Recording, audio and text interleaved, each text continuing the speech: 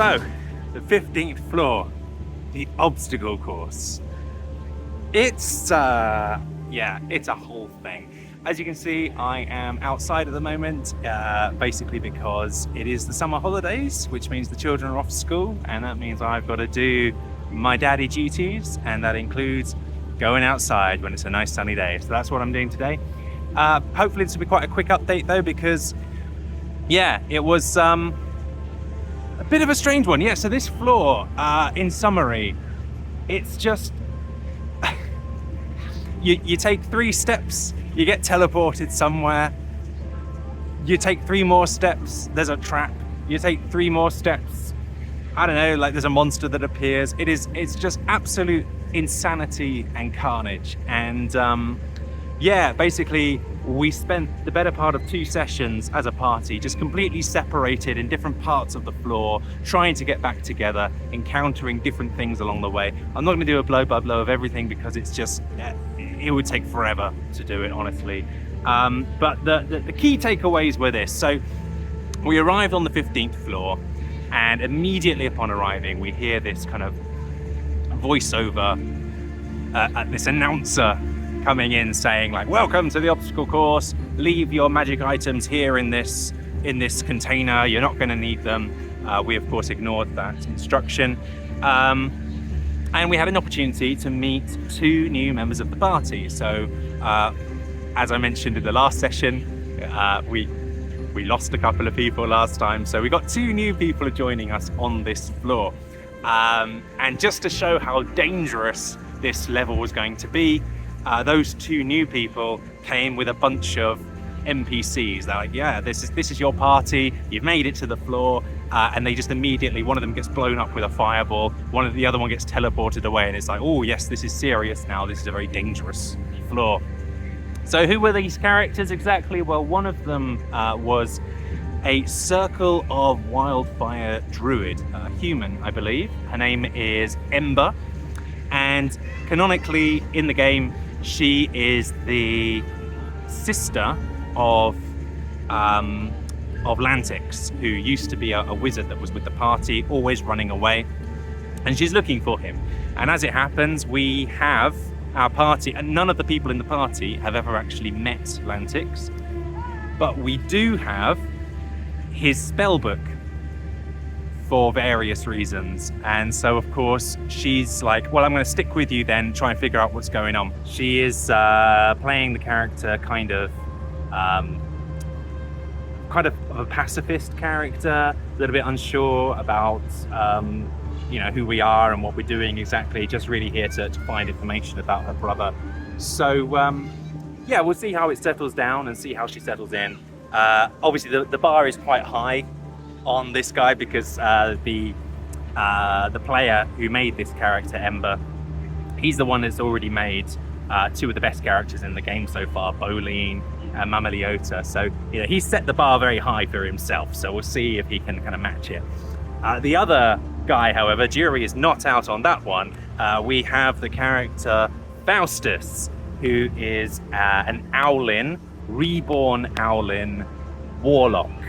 And as the name Faustus might suggest, Christopher Marlowe, famous play, he is, obviously the backstory is still a little bit up in the air, but it's obvious that he has made some sort of deal with a demon or a devil, and he's playing it very straight in that sense. But what's quite fun about him is that he is absolutely kind of obsessed with death, and he finds it funny. He finds death, it kind of tickles him, and he's all like, woo, you. He's like this all the time. So he's quite a fun character to have in the party, because he just gleefully throws himself into death.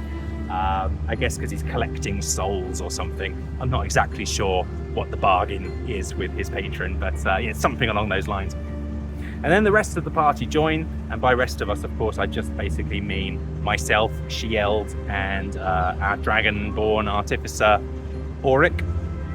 And so we both join, and we're like, okay, well, clearly we need to join forces if we're going to get through this obstacle course alive. And so that's what we do. But then immediately we get split up and separated because it's just that sort of level. So like I said, I won't go do a blow by blow because so much happened, honestly.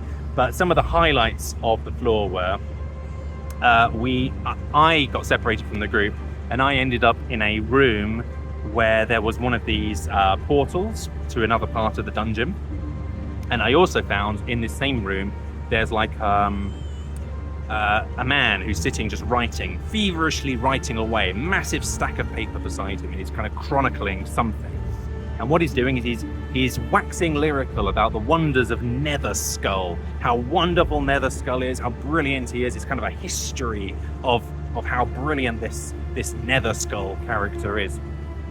And he won't let us interrupt him. He won't let me stop him. He's just like constantly writing. He's just like not being helpful at all towards us.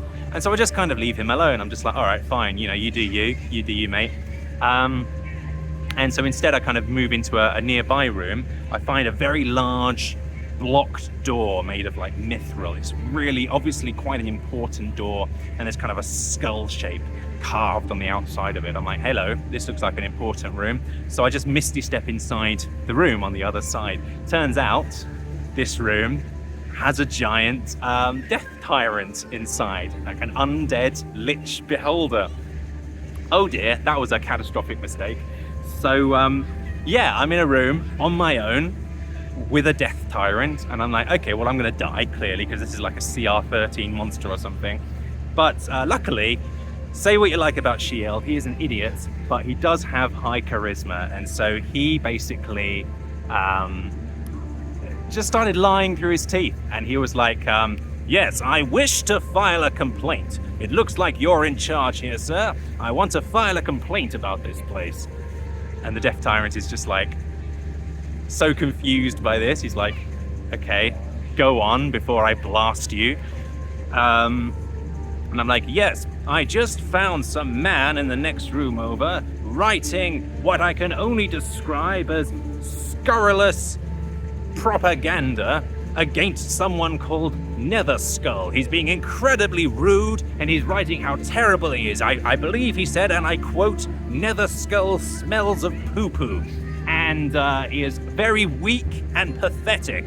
And of course, Nether Skull's listening to this. I'm rolling very high on my persuasion, and Nether Skull's furious. He's like, I knew I shouldn't have hired that guy to write my chronicles. Oh, you're Nether Skull. Wow, who would have thought? Maybe pick a less on-the-nose name, huh? So he basically says, right, you, I need to stay in this room, but you need to go out there and kill that chronicler. And I'm like, okay, I can do that. Bye, I'll go off and kill him now. So I go back out towards where this chronicler is. By this point, Ember has actually also made it to the same room. So the party kind of reunites, and together we start fighting this man who, it turns out, also has a couple of demons with him. And so we have this big fight with them. We kill them. I should point out as well, during this whole period, like anytime we do something, there's basically like a narrator, like basically giving a blow-by-blow account of what's happening on this floor. So like anytime we hit, it's like, oh, and that was a strong hit. And somewhere, you know, anytime we like miss, it's like, oh, and that's a bad miss. And so it's like someone's like chronicling everything we do, like giving it like a commentator. And so upon killing these creatures in the room, I managed to find a secret door, and inside that door there is basically like a giant fleshy cube, and it's with Hallister Blackcloak's face. And it turns out that it's this fleshy cube which is the thing that's giving this blow-by-blow account. Quite weird. So upon finding it, I immediately just basically pick up the cube, activate the portal, which is quite easy to activate, and just chuck the cube through. Portal goes to, I think, like the 16th, 17th floor, something like this. So I guess we're going to find it later. But yeah, that was quite funny. And upon doing this, we basically take the giant stack of papers that this chronicler has been writing, and I basically just go through and use prestidigitation to anywhere that it says like Nether Skull is great. I basically just like remove the word great and just replace it with the word awful. You know, it's just like, it's like a find replace in a Word document. So that's fun. And so now we've got our evidence that he really did deserve to die. So then we're into the next session. The party is finally all back together, and meanwhile, our new boy Faustus, he managed to find a whole bunch of Githzerai. And of course, we've already made a commitment to a mind flayer that we need to wipe out the Gith. And so we found some Githzerai, and I'm like, we need to then kill them. We need to honor our agreement. Now at this point, Ember in the party, she's a pacifist, like I said, and she's a bit like, hey, look, I don't really have any beef with them. I'm not sure how I feel about just killing people randomly. Like, this seems like a deadly enough flaw as it is. My moral compass, of course, is completely up the spout by this point, and I'm just like, no, Gith are in the kill column, therefore they must die. So she's like, well, is there an alternative? And so eventually, after some debate amongst ourselves, we agree that instead of just outright killing the Githzerai, what we're going to do is we're going to lead them to Netherskull, and Netherskull can do the killing for us. That's slightly more morally grey, I guess. Technically, our hands are clean. So yeah, we these Githzerai, they're looking for a member of their party that's gone missing, a lady, and we convince them that we found this woman, but we can't get her to come. She's trapped, and we need their help. So they're like, okay, we can go and help them. And they're like, well, why didn't she just teleport away? Oh, there's an anti-magic field. I don't know.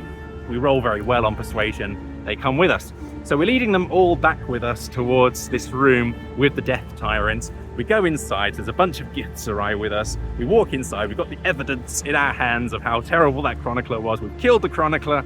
The Death Tyrant turns towards us. What's going on?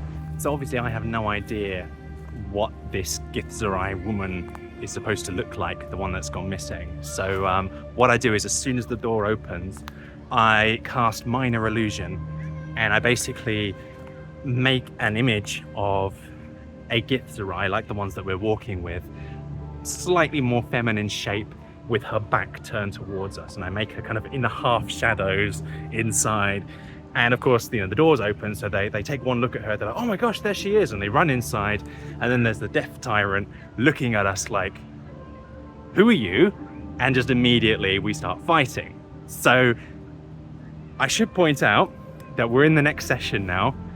The guy who plays Auric isn't with us. He unfortunately wasn't able to make it that session. So our party consists of 3 people.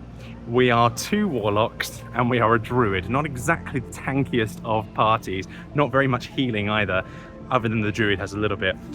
And so, yeah, we were a little bit reticent going in, especially because the Githzerai, as soon as they realized that we tricked them, they were kind of a wild card in the fight. Yes, they were taking a lot of hits from the Death Tyrant, but equally they were attacking us as well. In fact, they caused more damage to my character, spoiler, than the Death Tyrant himself did. But I gotta say, despite all of this, it was a really good fight, and we actually were able to take down the Death Tyrant relatively easily, which was quite surprising, mainly because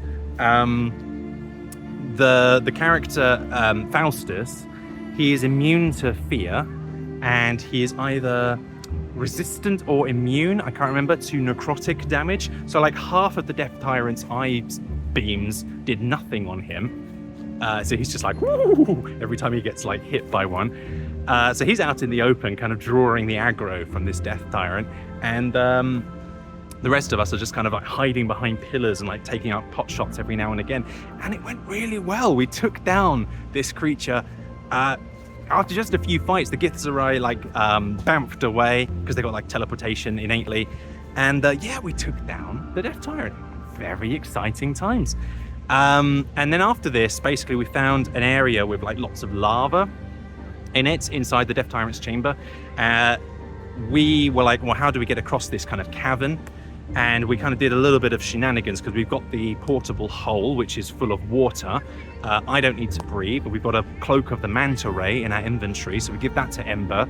She can now breathe underwater as well. We get inside the portable hole, and Faustus, of course, he is an owlin, so he has a flight speed, so he just takes the portable hole and he flies. So that's the way that we managed to cheese that bit of it. So we're going through this cavern with the lava. Of course, myself and Ember, we have no idea where we are because we're inside a portable hole, so we don't see these rooms that we're passing through. And this is a problem later when we end up once again being separated from the rest of the party because of teleportation traps, but whatever. So yeah, like I say, you know, we go through a bit further. Once again, we get separated a bit. We find our way back together again. I end up in a room with like a drow necromancer lady. Very happily, I kill her all by myself. Thank you very much.